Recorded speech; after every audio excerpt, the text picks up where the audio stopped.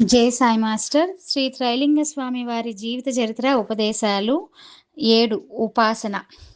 ఉపాసన అని దేనిని అంటారో ముందు తెలుసుకోవాలి. భగవంతుని గురించి తెలుసుకోవాలన్నా, ఆయనను పొందాలన్నా ఉపాసన చాలా అవసరము. అలాంటి కోరికలు లేకపోతే ఉపాసన యొక్క అవసరం ఉండదు. తనను ఎవరైనా సంతోషపెట్టాలని ఈశ్వరుడు కోరడు. అందరి పట్ల ఆయనకు సమానమైన దయ ఉన్నది. ఉపాసన లేదా ఆరాధన భగవంతుని విశుద్ధ శక్తిని ఆకర్షించే యంత్రం లాంటిది. ఆయనను తెలుసుకోవాలనుకుంటే ఏ మార్గంలో వెళ్తే ఆయనను తెలుసుకోవచ్చునో దానినే ఉపాసన అంటారు. మనుషుడు సుఖాన్ని కోరుకుంటాడు కానీ అసలైన సుఖమని దేనిని అంటారో అది ఎవరికీ తెలియదు. దుఃఖం యొక్క చరమ నివృత్తియే మహాసుఖము. సుఖం ఏ అడవులను వెలుగులతో నింపిందో, మనసు యొక్క సంపూర్ణ శాంతి ఏ సాగర గర్భంలో దాగి ఉన్నదో దానిని గురించి ఆలోచించాలని ఎవరూ అనుకోరు. దుఃఖము లేకపోతే సుఖము ఎట్లా ఉంటుందో ఎవరూ తెలుసుకోలేరు. ఏదో ఒక రకమైన అన్యాయం పనిచేసినప్పుడే కష్టం అనుభవించవలసి వస్తుంది. ఈశ్వరుడు మనుషులకు కష్టం కలిగిస్తున్నాడంటే సుఖాన్ని పొందటానికే. మనిషి ఎప్పుడు సన్మార్గంలో నడిచి ఎప్పుడు సుఖాన్ని అనుభవించాలనే ఆయన కోరిక. బంగారం ధర 3500 అయితే దానిలో ఎంత కల్తీ కలిస్తే అంత విలువ తక్కువ అవుతుంది. స్వర్ణకారుడు దానిని రసాయనంలో వేసి అది పూర్తిగా శుద్ధి అయ్యేంత వరకు దానిని సుత్తితో కొడుతూ ఉంటాడు. అట్లాగే ఈశ్వరుడు కూడా మనుషులకు కష్టాలను కలిగించి అతనిని అన్యాయపు పనుల నుంచి పూర్తిగా తొలగించి అతడు విశుద్ధుడై తిరిగి మంచి మార్గంలో నడపడానికి యోగ్యునిగా చేస్తాడు.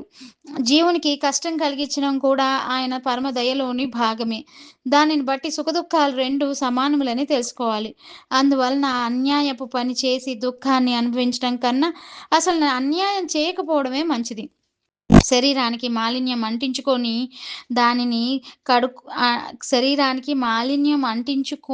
దానిని కడుక్కోవాలనుకోనటం కన్నా అసలు మాలిన్యం అంటించుకోకపోవడమే మంచిదని అందరూ ఒప్పుకుంటారు కదా. ఈశ్వరోపాసన ఎల్లప్పుడూ ఆవశ్యకమే. అలాంటి ఆలోచన మనసులో స్థిరపడి దృఢ విశ్వాసం కలిగినప్పుడు మొదట ఆసనము అవసరమవుతుంది.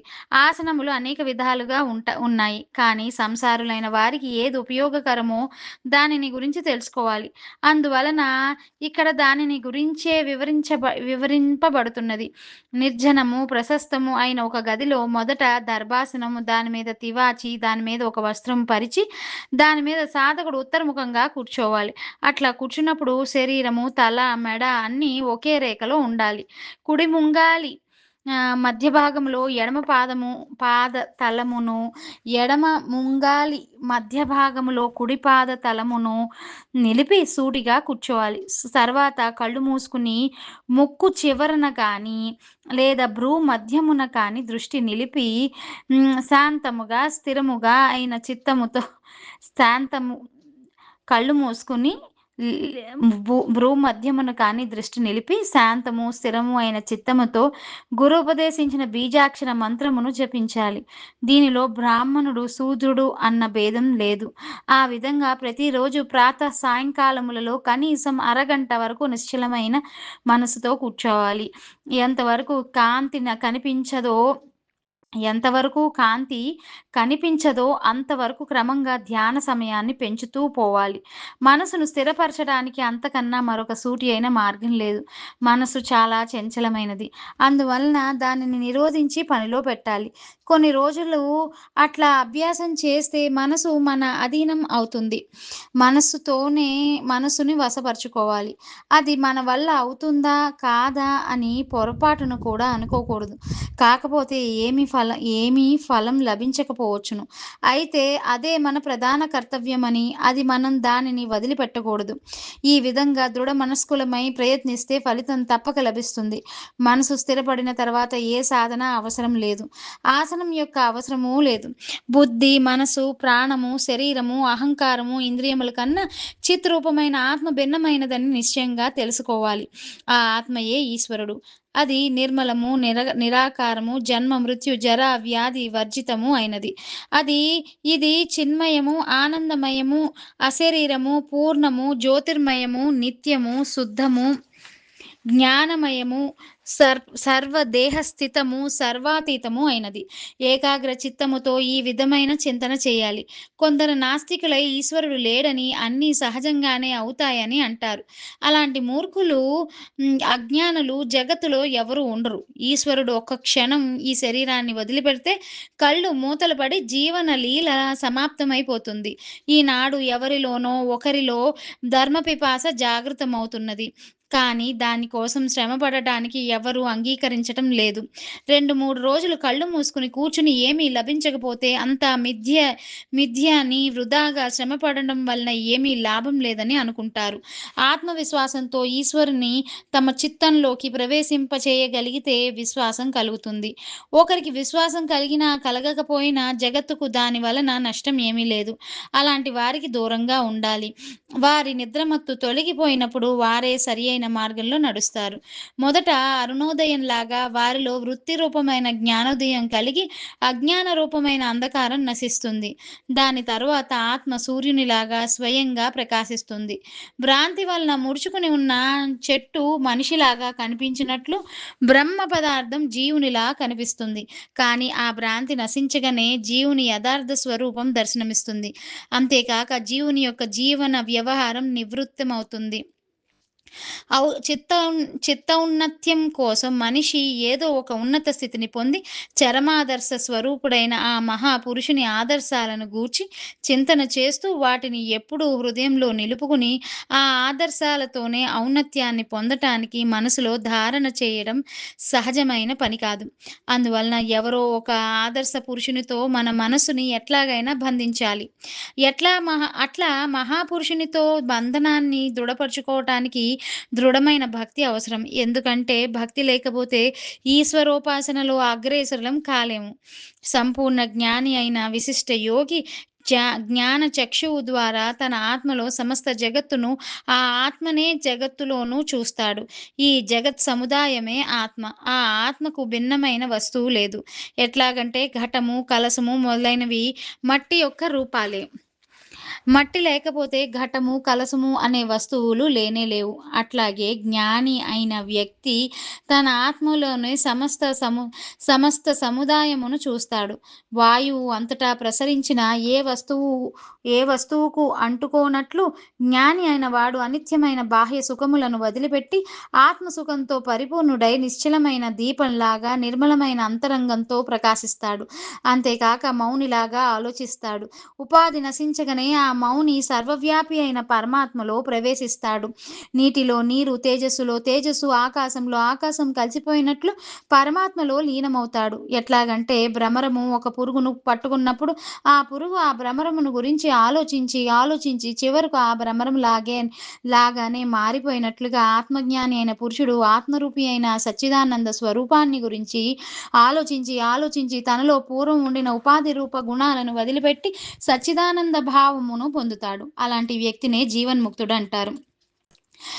జ్యోతిర్మయుడు, ఆనందమయుడు అయిన ఆ పరబ్రహ్మను ఆశ్రయించుకుని బ్రహ్మ నుంచి పిపీలికాది పర్యంతము తమ తారతమ్యములను పట్టి ఆనందాన్ని పొందుతారు. పాలలో నెయ్యి ఉన్నట్లుగా అన్నింటిలోనూ బ్రహ్మ పదార్థం ఉన్నది. అంతేకాక సాంసారిక వ్యవహారాలు కూడా ఆయన కన్నా భిన్నం కావు. శ్రవణము, మననము, అజ్ఞానము, కువాసనలతో విషయాకృష్ణులుడై ఉన్నాడు జీవుడు.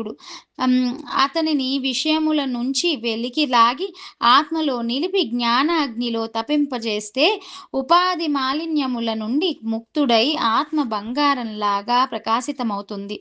సర్వవ్యాపి సమస్తము నీకు ఆధారభూతమైన ఆత్మ హృదయాకాశంలో సూర్యునిలాగా ఉదయించి అజ్ఞాన అంధకారాన్ని హరించి అన్నింటినీ ప్రకాశింపజేస్తుంది. నిష్క్రియుడు, దిగ్దేశ కాలాది ఆపేక్షారహితుడు, శీతోష్ణాదులకు అతీతుడు, సర్వవ్యాపి, నిత్య సుఖ స్వరూపుడు అయిన ఆత్మను ఎవడు భజిస్తాడో అతడు సర్వవ్యాపి, సర్వజ్ఞుడు, అమృతుడు అవుతాడు. ధర్మము వలన భక్తి, భక్తి వలన జ్ఞానము, జ్ఞానం వలన ముక్తి లభిస్తుంది. మనసును, ప్రాణాన్ని ఈశ్వరునికి అర్పించటమే ధర్మము. కనుక ముముక్షువు కాదలిచిన వ్యక్తి ధర్మము కొరకు ఈశ్వరుని మీద ఆధారపడాలి. సచ్చిదానంద స్వరూపుడైన బ్రహ్మ మాత్రమే స్వమయుడు. అందరు దేవతలు ఆయన సూక్ష్మ అంశాలే. ముముక్షువైన వాడు విధి విధానంగా అనుష్ఠానం చేసి చిత్తశుద్ధి పొందిన తర్వాత ఆత్మజ్ఞాని అవుతాడు. ధర్మ మార్గానికి అనిష్టకారకములైనవి కనుక కామాది అరిషడ్వర్గాన్ని, హింసను ఒకేసారి వదిలిపెట్టాలి. ప్రయత్నపూర్వకంగా ఈ పని చేయగలిగిన వారికి ఆ తత్వజ్ఞానం లభిస్తుందనడంలో సందేహం లేదు. తత్వజ్ఞానం కలిగిన తర్వాత ఆత్మ ప్రత్యక్షం అవుతుంది. ఆత్మ ప్రత్యక్షమైతే ముక్తి లభిస్తుంది. మనో సంయమనమే సాధన యొక్క ప్రధాన లక్షణం. బాహ్య విషయాలలో ఆసక్తి శూన్యులై అంతరంగంలో పరమానందాన్ని అనుభవించేవారు బ్రహ్మ సంయుతులై అక్షయ సుఖాన్ని పొందుతారు. ఒక ప్రజాపాలకుని కన్నను, ప్రజారంజకుడైన రాజు కన్నను, యుద్ధములో విజయం సాధించిన యోధుని కన్నను మనసును స్వాధీనం చేసుకున్నవాడు మహాపురుషుడు అనిపించుకుంటాడు. ఈదుతూ సముద్రమయమునైనా దాటడం సహజం కావచ్చును, కానీ మనసును వశపరుచుకొనటం మాత్రం చాలా కష్టమైనది. ఒకవేళ భక్తి విశ్వాసములతో పనులు చేయగలిగితే మనస్సు పైన విజయం సాధించడం సహజం కావచ్చును. దయయే సాధనకు మూలము. అభిమానము నరకానికి త్రోవ. అహంకార శూన్యుడు, క్షమాశీలి, సుఖదుఖముల యందున సమభావన కలవాడు, నిత్య సంతోషి, మనస్సును బుద్ధిని భగవదర్పితం చేసినవాడు, ఎవరికి దుఃఖము కలిగించని వాడు, భయ క్రోధ విముక్తుడు, కోరికలు లేనివాడు, సుఖములు కలిగినప్పుడు సంతుష్టుడు, దుఃఖములు కలిగినప్పుడు దుఃఖితుడు కానివాడు, పాపపుణ్యరహితుడు, శత్రువుల పట్ల మిత్రుల పట్ల సమభావం కలవాడు, మానావమానాలను సమభావంతో చూసేవాడు, నిందాస్తుతులను సమానంగా స్వీకరించేవాడు, శరీర రక్షణార్థము దొరికిన దానిని మాత్రమే తిని సంతోషపడేవాడు, ఈశ్వర పరాయణుడు, శ్రద్ధాళువు, భక్తిపరాయణుడు అయిన వారే భగవంతుని పొందగలుగుతారు. వారికి ముక్తి తప్పక లభిస్తుంది. ఇతర సాధనములన్నింటికన్నను జ్ఞానమే ముక్తికి ప్రధాన కారణము. అగ్ని లేకపోతే వంట సాధ్యం కాదు. అజ్ఞానం వలన నిర్మలమైన ఆత్మ మలినంగా అనిపిస్తుంది. మేఘాలు తొలగిపోయిన తర్వాత సూర్యుడు ప్రకాశించినట్లు ఆత్మయే స్వయంగా ప్రకాశిస్తుంది. జీవుడు అజ్ఞానం కన్నా మలినమైన వాడు. జ్ఞానమే అతనిని నిర్మలంగా చేయగలుగుతుంది. స్వప్నావస్థలో, నిద్రలో చూసిన వస్తువులు సత్యంగా కనిపించి జాగ్రత్త అవస్థలో మిథ్యగా ప్రతీయమానమైనట్లు రాగద్వేషములతో నిండిన ఈ సంసారము అజ్ఞానం చేత వాస్తవంగా కనిపించి ఆ అజ్ఞానం నశించగానే మిథ్య అని విశదమవుతుంది. ఈశ్వరుడు కేవలం నిరాకారుడే కాదు, శబ్ద స్పర్శ రూప రస గంధాదులకు, భక్తి దయాది గుణాలకు అతీతుడు. ఈనాడు నిరాకారోపాసన చేస్తున్న వారికి తాము చేసే ఉపాసన సరిగ్గా జరుగుతున్నదో లేదో తెలియదు. భక్తిని గురించి చర్చించటం వలన వారికి మానసికోన్నతి కలుగుతున్నదే గాని అసలైన ఫలితం కానీ అంతకన్నా అధికంగా కానీ ఏమీ లభించటం లేదు.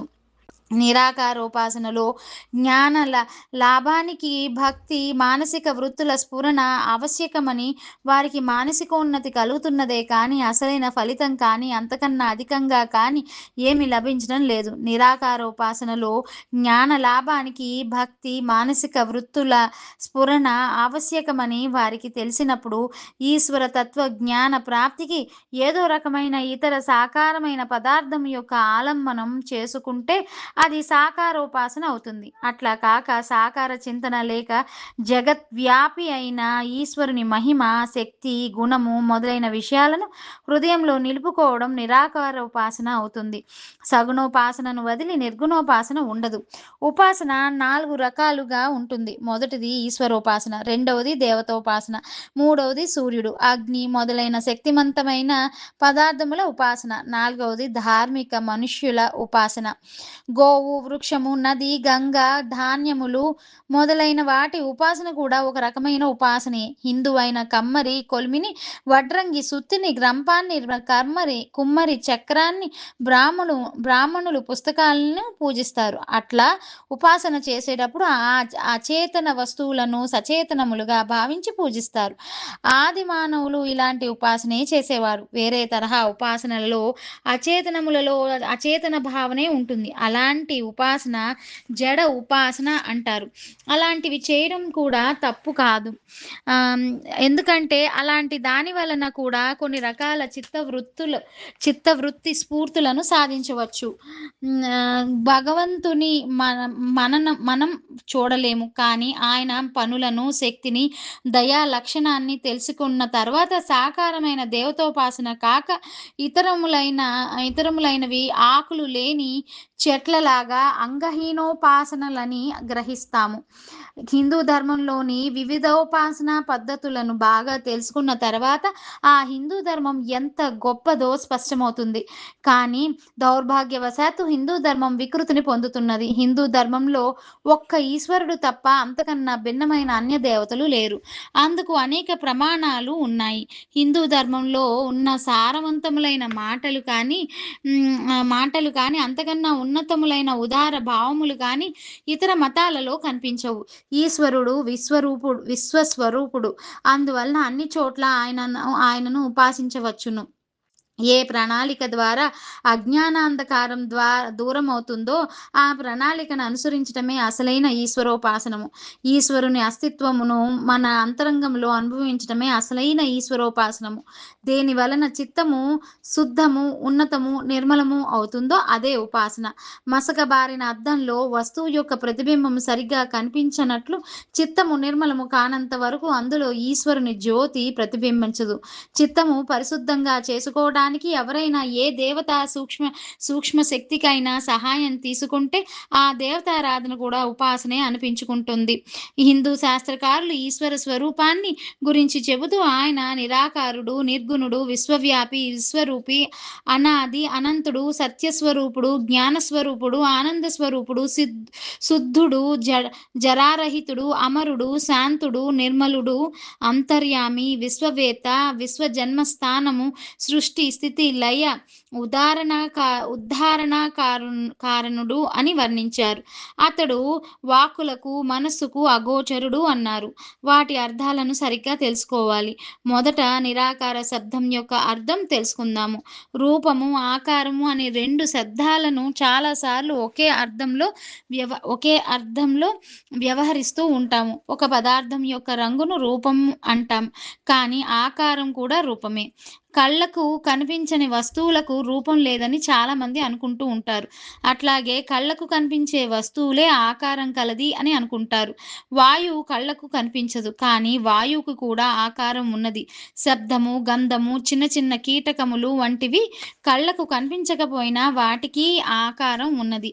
కేవలం నోటితో మనము భగవంతుడు అని అనటం వలన అది ఆయనను ఉపాసించడం కాదు. ఉపాసన చేసే ముందు ఈశ్వర శబ్దం యొక్క అర్థమును మనము హృదయంలో పదిలపరుచుకోవాలి.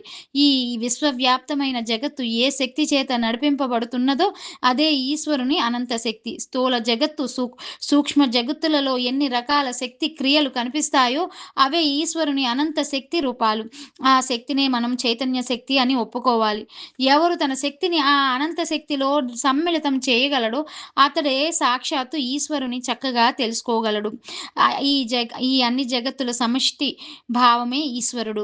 దానిని బాగా అర్థం చేసుకుంటే ఈశ్వరుడు నిరాకారుడు, నిర్గుణుడు, అనంతుడు అన్న పదాలను స్పష్టంగా అర్థం చేసుకోగలుగుతాడు. ఈశ్వరుని మన పనులను శక్తి, భక్తిభావంతో అర్థం చేసుకుంటే సాధకుడు క్రమంగా పూర్ణుడవుతాడు. సృష్టికర్తను గురించి తెలుసుకోవటానికి సృష్టిని గురించి అధ్యయనము, దాని భావ గ్రహణము ఆవశ్యకము. ప్రళయకర్తను గురించి తెలుసుకోవాలంటే ప్రళయతత్వాన్ని తెలుసుకోవాలి. అట్లాగే పాలనకర్తను గురించి తెలుసుకోవాలంటే పాలన తత్వాన్ని తెలుసుకోవాలి. సంహారకర్త యొక్క పరిజ్ఞానం ఒక ఈశ్వరీయ శక్తి విశేషమే అని తెలుసుకోవాలి. దృఢ చిత్తముతో అనాది రూప సర్వకారణుడైన ఈశ్వరుని స్వరూపాన్ని తెలుసుకోవటానికి చేసే ప్రయత్నమే ఉపాసన. ఈశ్వర తత్వాన్ని తెలుసుకోవాలన్న జిజ్ఞాస లేకపోతే నదీ తీరంలోని దేవాలయంలో కూర్చుని ప్రార్థన చేయటము, ఏ దేవతనో గురించి భజన చేయటము ఈశ్వరోపాసన అనిపించుకోదు. కాళికాదేవి శక్తి అనంతమైనది. ఆమెను ఉపాసించడం వలన ఐహికమైన, పారలౌకికమైన అనేక ఫలితాలు లభిస్తాయి. అలాంటి విశ్వాసంతో కాళికాదేవి విగ్రహాన్ని ముందుంచుకుని ఉపాసిస్తే అది కాళికాదేవి ఉపాసన అవుతుంది. కానీ అది ఈశ్వరోపాసన కాదు. ఒకవేళ ఏదైనా సాకారమైన పదార్థం పదార్థాన్ని ఈశ్వర స్వరూపమని ఉపాసిస్తే అది ఈశ్వరోపాసన అవుతుంది. ఏదైనా సాకార రూపాన్ని అదొక్కటే ఈశ్వర రూపమని భావిస్తే ఈశ్వరుని మహిమ పట్ల గర్వించినట్లు అవుతుంది. అట్లా చేస్తే ఉపాసకుడు భ్రాంతిలో పడిపోతాడు. కాళికాదేవి రూపాన్ని మనం ఈశ్వరుని మరొక రూపమని భావించి, ఆ కాళీ రూపాన్ని మన అంతరంగంలో అనుభూతి పొందితే, అప్పుడు మనము ఈశ్వరుని ఆ రూపాన్ని కూడా వాస్తవమని తెలుసుకుంటాము. అలాంటి ఉపాసనకు తగిన ఫలం ఉండకు ఉండ ఉండదనుకో ఉండదనుకోకూడదు. ఎందుకంటే అలాంటి సాకారోపాసన వలననే నిరాకారుడు, సర్వవ్యాపి, నిర్గుణుడు అయిన ఈశ్వరుని మహిమను తెలుసుకోగలుగుతాము. మనుషులు చేసిన కర్మలకు తగిన ఫలమునిచ్చే శక్తే దేవత. అనిత్య సుఖమనే ప్రలోభంతో దేవతలు మనుషులను ముగ్ధులను చేసి ఉంచారు. అందువలనే మనుషుడు ఈశ్వర సంబంధం విషయంలో ఘోరాంధకారంలో పడి ఉంటాడు. మనిషి హృదయంలో సామాన్యమైన అనిత్య సుఖ సంబంధమైన కోరికలు ఎప్పటి వరకు ప్రబలంగా ఉంటాయో అప్పటి వరకు సాధకుడు నిత్య సుఖాన్ని ఇచ్చే ఈశ్వరుని తెలుసుకోలేడు. భగవంతుని చేరాలన్నా, చూడాలన్నా మొదట కోరికలను వదిలిపెట్టాలి.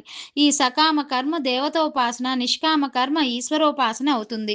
మట్టితోనో, లోహంతోనో, రాతితోనో చేసిన విగ్రహాన్ని చూసి అదే ఈశ్వరుడని భావించే అజ్ఞాని కేవలం భ్రమలో పడతాడు.